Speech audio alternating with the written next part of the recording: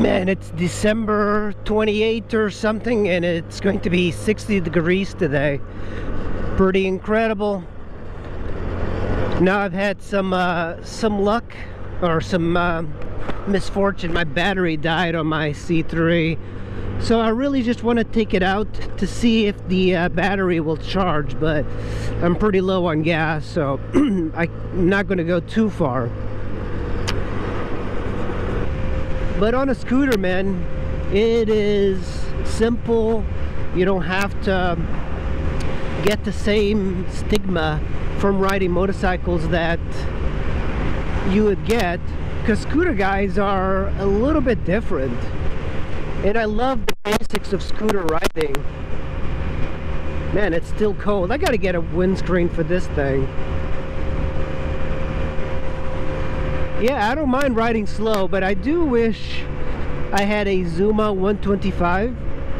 So I've been looking for one, but they are rather expensive, man. I like their fuel injection, and Yamaha engines have always been the best in my opinion. Consumer Reports rates Yamaha as the most reliable, and I think I agree with them, because I've had a couple Yamahas and they've never had any issues. You would think that Honda would be like always on the top, but Honda's never been on the top of any ratings, which is kind of strange because they have such a good image. But I guess Yamaha is the Toyota of motorcycles. They really make great products, and their fit and finish is incredible.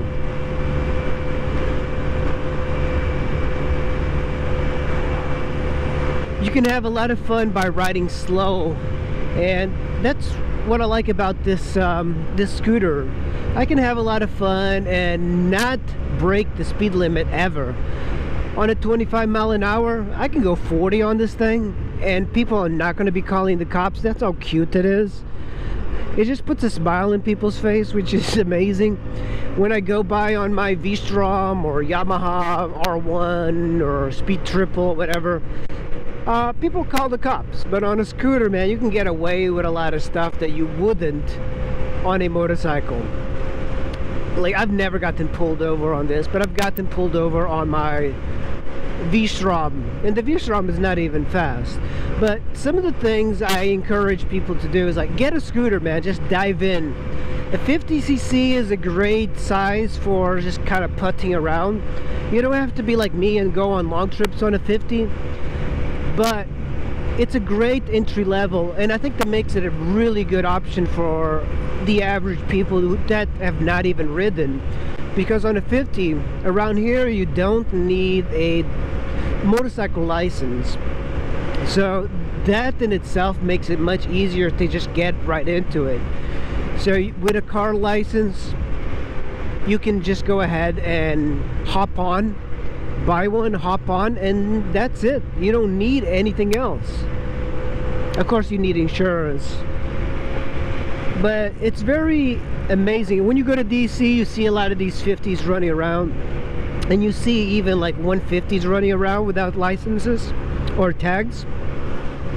Also, in this area, you don't get a tag, you get a sticker, and it's much cheaper to register the scooter. It used to be a while ago, people didn't have to register scooters, so there were a lot of guys running around without a helmet and tags. But nowadays you need these little stickers that they issue for 50s. For a 100 or 50 and above, then you need a license, a motorcycle license, so that makes it a little bit more complicated. But it also opens up a lot of possibilities. But if you want like a 50cc scooter, like, you're limited to like 40 to 50 miles an hour, and there's a segment of scooter riders that they hop up, especially in Europe, because licensing is tiered, so, and it's very expensive to get vehicles, so they have 50s. A lot of people ride 50s, but they soup them up, and the goal is to get like the 70 miles an hour on a 50, and it's definitely possible. That's kind of like hitting 200 miles an hour in a car. It's the holy grail of scootering. So you could hop this thing up. This one goes to 40 miles an hour very consistently, but a Honda Ruckus I had, it barely got to like 35, and that 5 miles an hour does make a difference. Now if you upgrade to a 110 like the Honda Elite, that thing did 50 all day, and it had pretty decent power. So the scooters, they come in pretty big range. I think I've seen 650cc scooters like the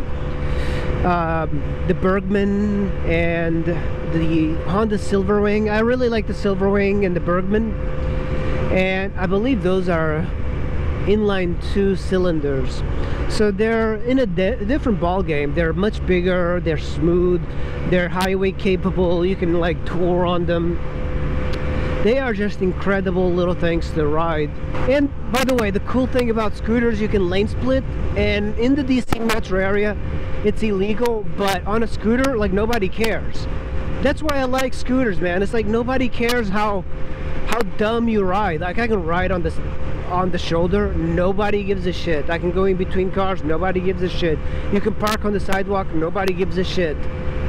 So this makes it a great commuter, man, especially if you live in the city like DC or New York City, San Francisco, any congested place. Scooters are great, man. Even that guy Matt Farah, the big car guy from Smoking Tire, I was listening to him on the Joe Rogan podcast, and he rides a Yamaha 125, and I'm pretty sure he either rides the Zuma 125 or the Vino 125, and I'm pretty sure he's got the Zuma, because the Zuma is way cooler than the Vino. The Vino's got that retro styling, which is not that cool, but Yamaha makes the 50cc Vino, and they make the 125. I believe they don't make the 125 anymore, but what you can do, and what a lot of people do, is they get a 125 and they just register it as a 50, or they, you know, they have a sticker and then you just put it on. Cops are not that interested in messing around with scooter riders. You can get away with a lot of stuff, but there is one downside that I see from scootering.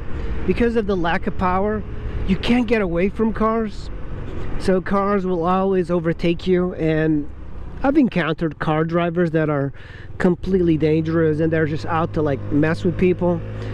So when they see a scooter, they see it as a weakness, so they kind of want to taunt you. So you have to be careful for that. So the best way is just to kind of stay out of their way, because you're not going to win a fight with a heavy machine like a car. For me, it's the change of pace of riding slow has been pretty welcoming.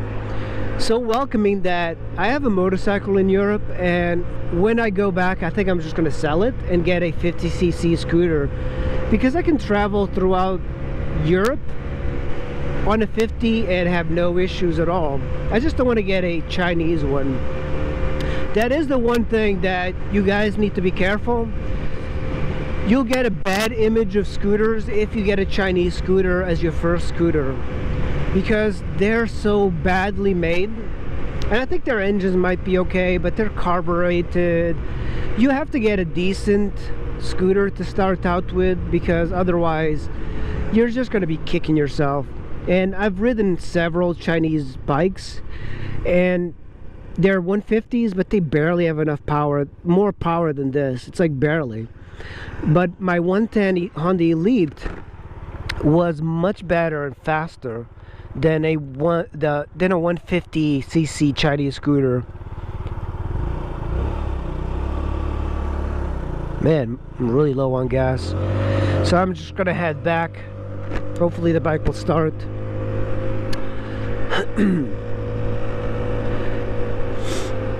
Yeah, the Chinese scooters, man, do not give you a good bang for your buck. Even for $1,000, if you were to get a brand new Chinese scooter for $1,000, it's not a good deal, because they do not hold up.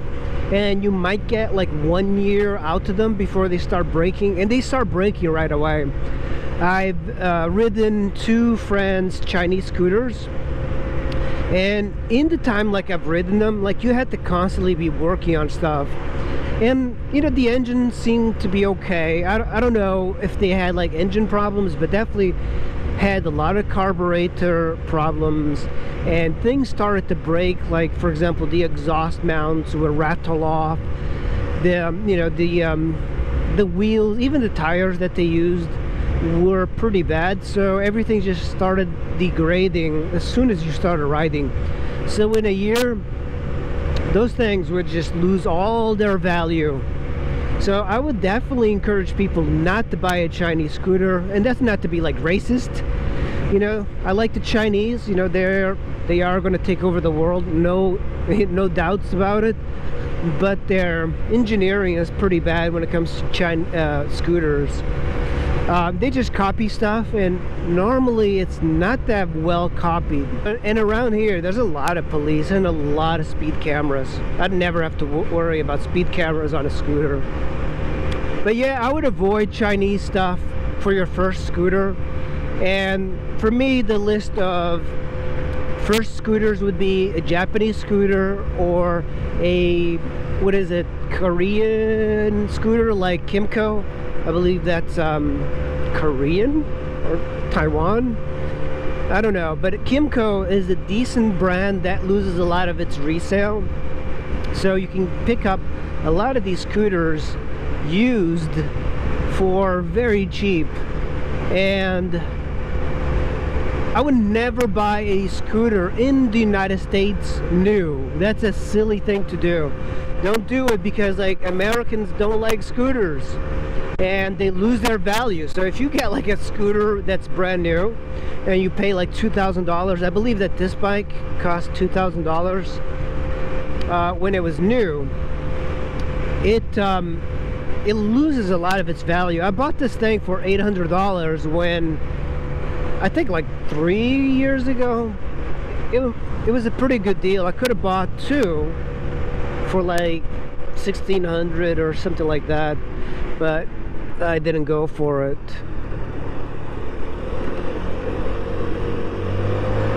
Man, I'm really low on gas. You can pick them up for less than $1,000 if you just are patient. You don't mind a little rash here and there, because a lot of people drop scooters. Here's what happens with scooters and motorcycles. People have the best intentions. They get a motorcycle or scooter, they ride it for a year, they drop it, they get scared, they sell it cheap, because a lot of times they just can't be reminded of the experience, the bad experience that they had with the scooter. So you can pick motorcycles up, especially in the winter, for fractions of the cost.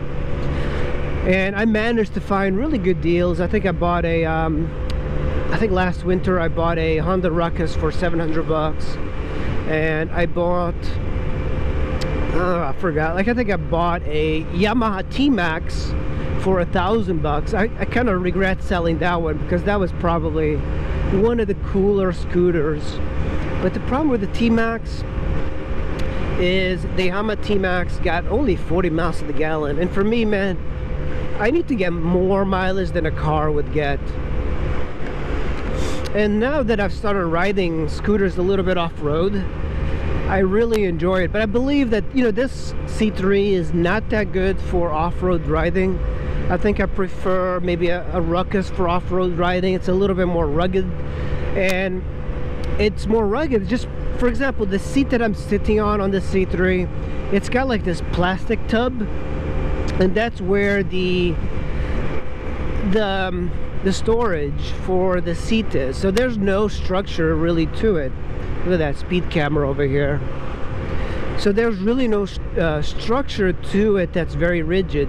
The Ruckus, at least, it's got a steel frame underneath you, and it's also much easier to pick up. So even though I think that the C3 is better than the Ruckus, it's got fuel injection, I think a Ruckus would make a better all-around scooter for riding. But I just can't bear the Honda Ruckus prices. They are expensive. Alright, squids, thanks for riding with me.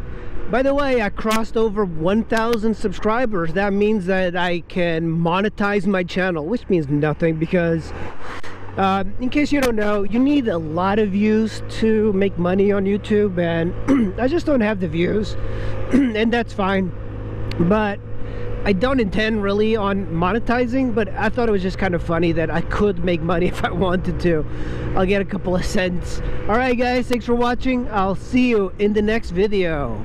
Alright guys, Happy New Year.